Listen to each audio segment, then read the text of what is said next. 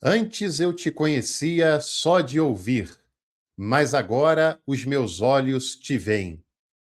Quem foi que te enganou dizendo que esse versículo se trata de uma grande experiência com Deus? Quem foi que te enganou que se trata de uma coisa positiva? Separa aí o seu café, que a teologia é por nossa conta.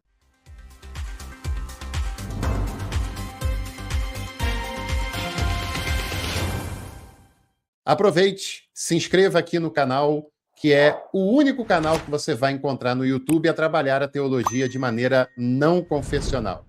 Aqui você encontra temas que a grande maioria não tem coragem de abordar e você ainda pode estudar com a gente com cursos imperdíveis e bem baratinhos. Faça a sua inscrição, aproveite, clique ali em Seja Membro e dê uma olhadinha nas nossas opções. Alguns dias atrás, nós fizemos um conteúdo aqui nos textos polêmicos da Bíblia, falando sobre o primeiro capítulo do livro de Jó, em que aparece dois personagens fazendo uma aposta em relação à fidelidade de Jó.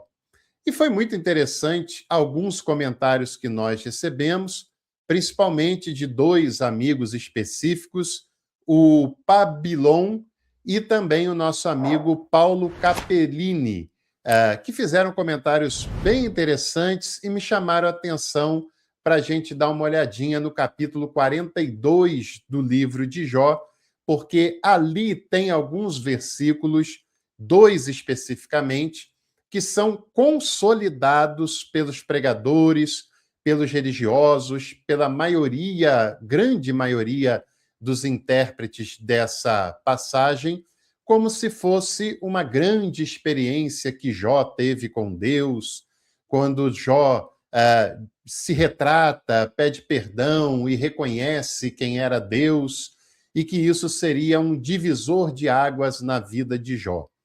Foi um divisor de águas na vida de Jó, não do Jó, porque ele não é personagem histórico, mas do drama que é proposto aqui nessa história que nós conhecemos como livro de Jó. Agora, esse divisor de águas, ele foi profundamente melancólico para o texto, né? Ele foi uma experiência aterrorizante para o personagem em questão. E nós vamos falar sobre Jó capítulo 42, versículos 5 e versículo 6. Eu te conhecia só de ouvir, mas agora os meus olhos te veem. Por isso me retrato e faço penitência no pó e na cinza.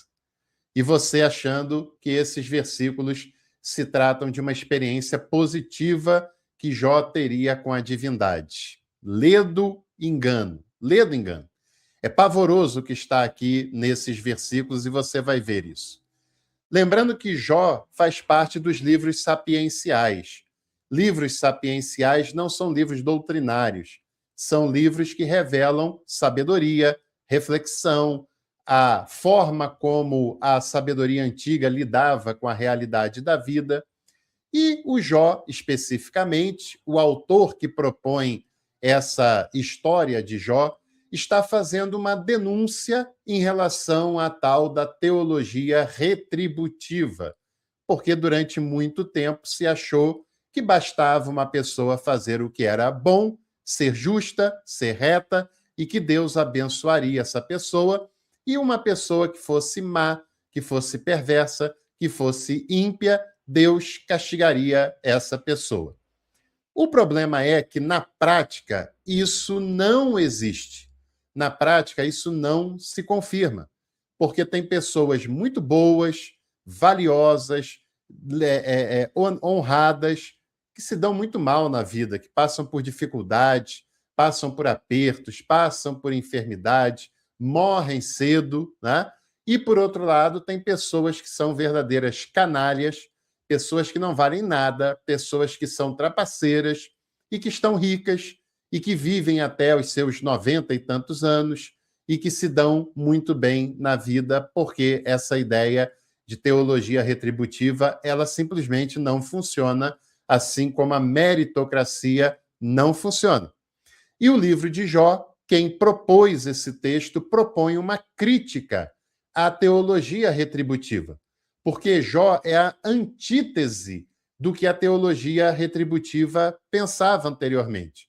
Ele era uma pessoa reta, íntegra, honrada, temente a Deus, que se afastava do mal e passou a maior parte dessa história se dando muito mal. E ele reivindica isso diante de Yahvé. E é aí, exatamente aí, que estará a angústia desse personagem do livro em questão. Para a gente falar a verdade, o livro de Jó é grande, né? Tem 42 capítulos. 42 capítulos, de certa maneira, cansativos, até enfadonhos em algum momento, né?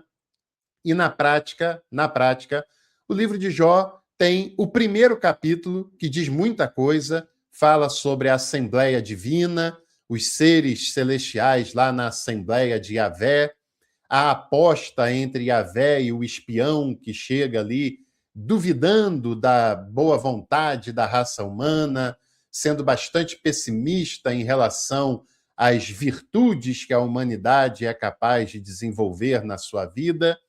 E dali por diante começa todo o apavoro da vida de Jó. Ele perde tudo que ele tinha, ele perde seus filhos, que é a maior desgraça que alguém poderia ter na sua vida. Não adianta ter tudo de volta, tudo duplicado, triplicado, seja lá o que for, porque ele perdeu 10 filhos numa tacada só, perdeu toda a sua propriedade, perdeu a sua saúde, só não perdeu a vida.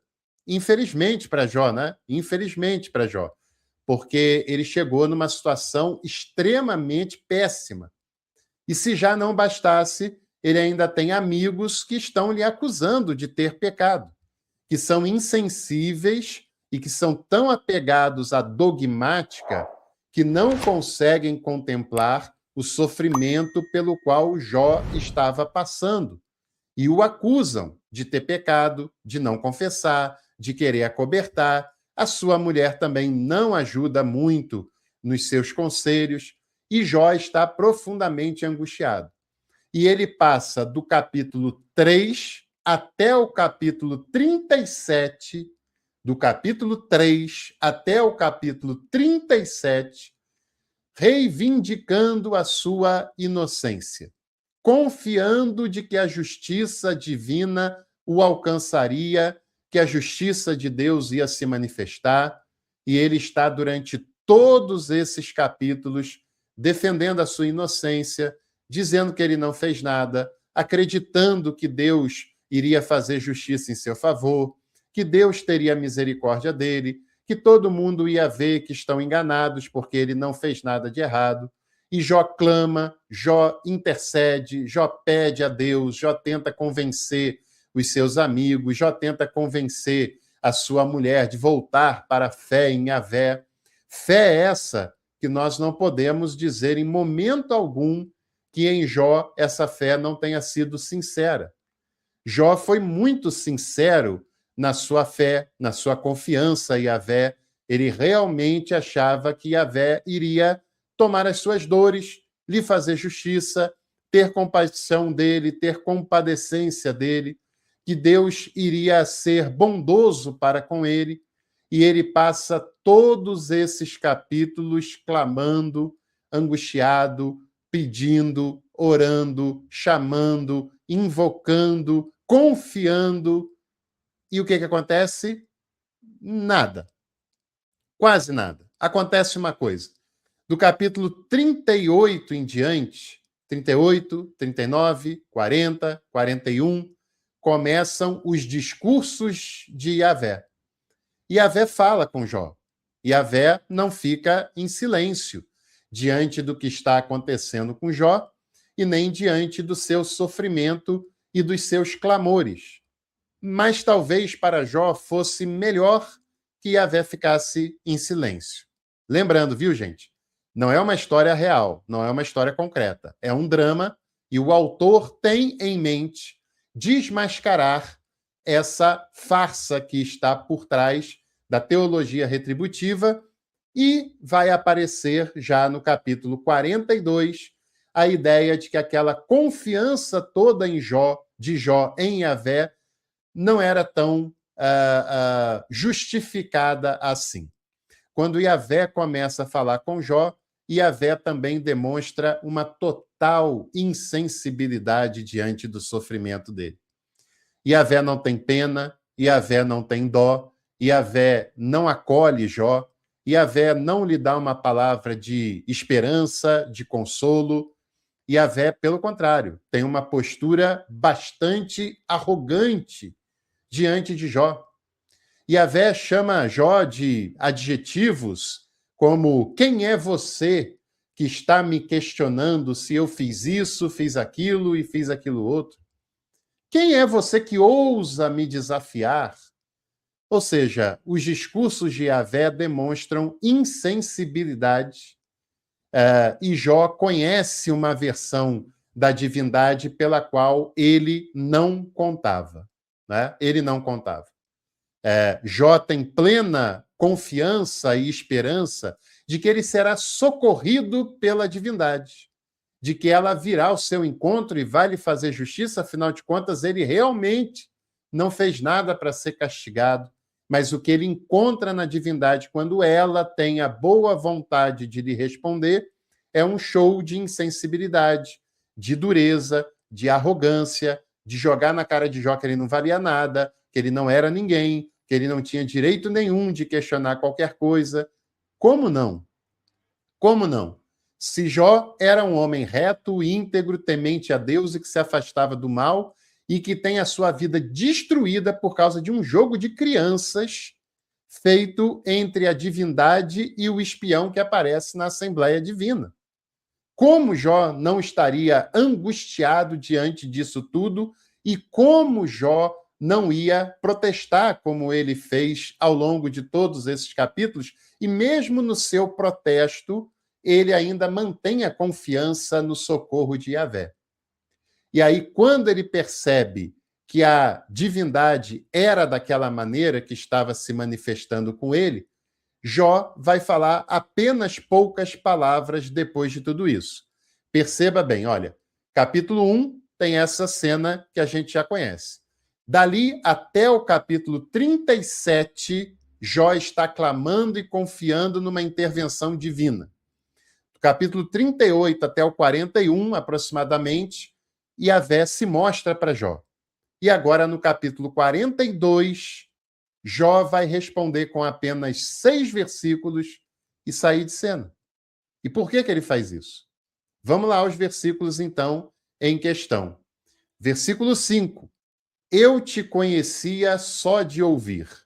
Gente, como é que pode, né?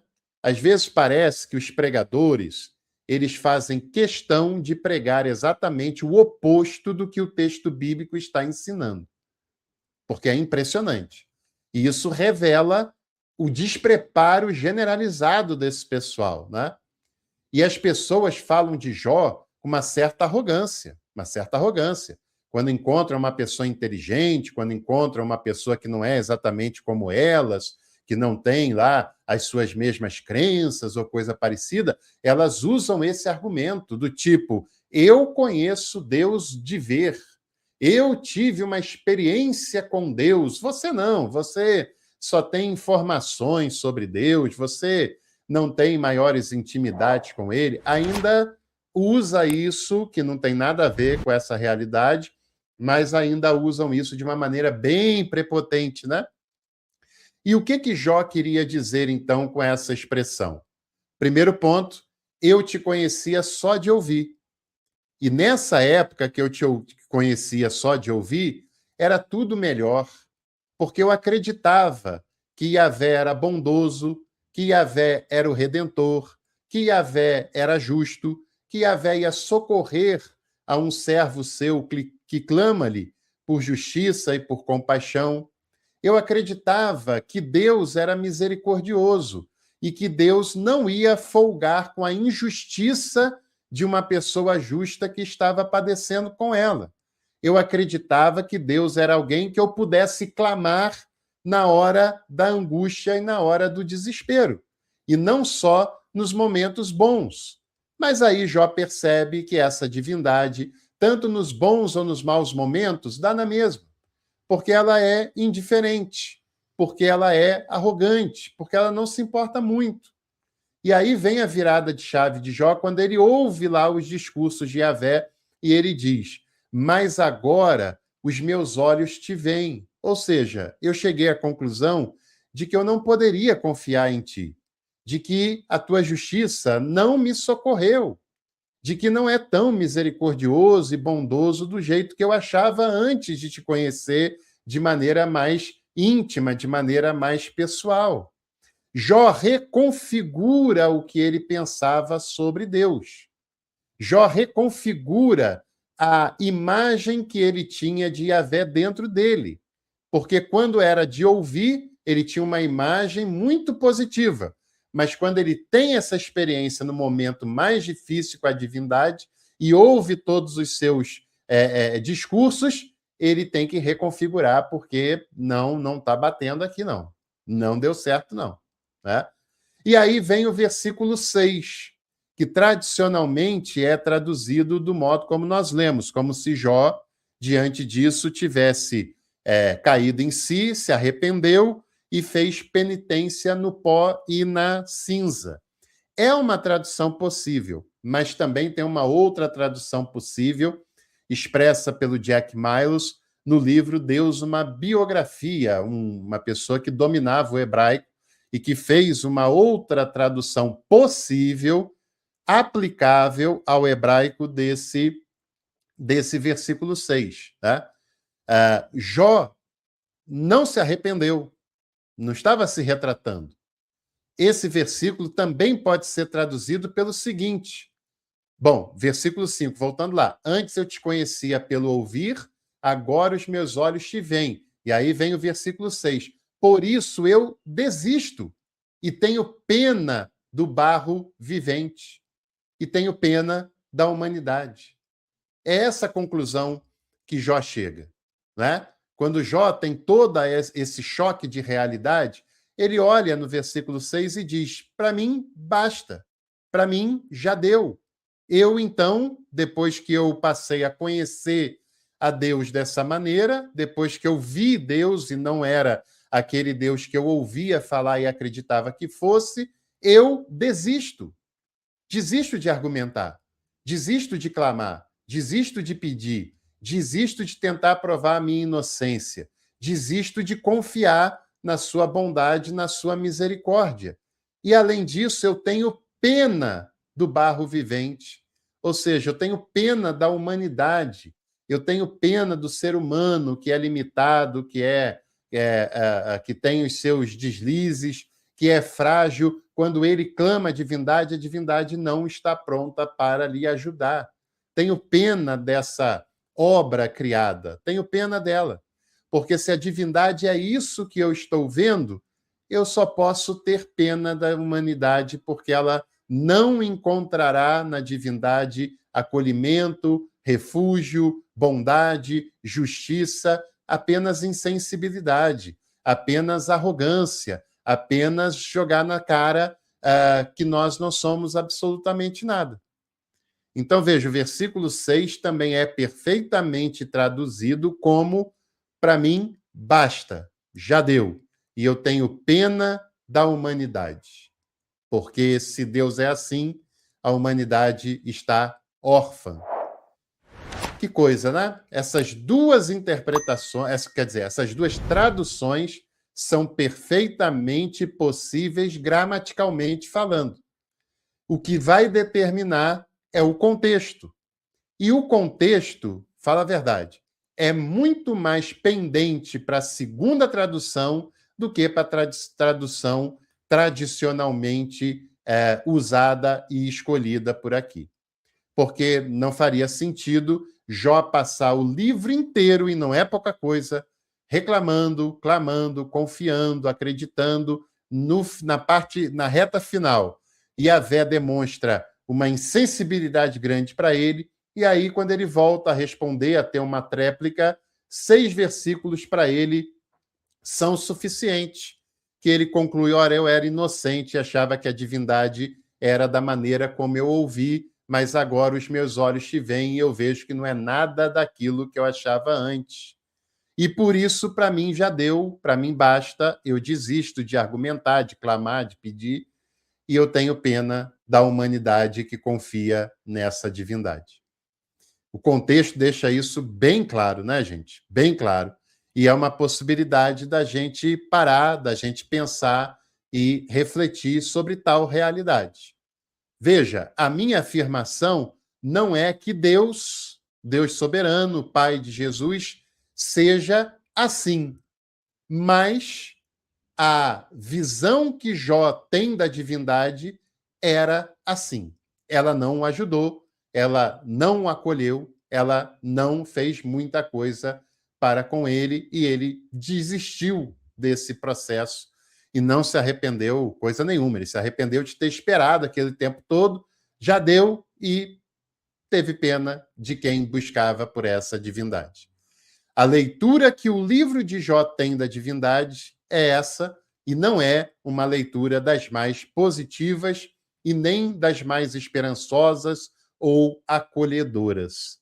É a tradução que nós temos aqui de Jó, capítulo 42, versículos 5 e 6, que tradicionalmente tem sido passado para você como uma grande experiência com Deus. Foi até uma experiência, mas uma experiência profundamente frustrante, profundamente decepcionante para Jó, que simplesmente desistiu.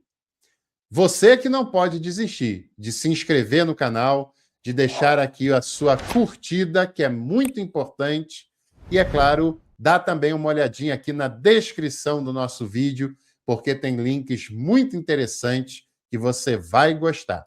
Um abraço e até o próximo Café com Teologia.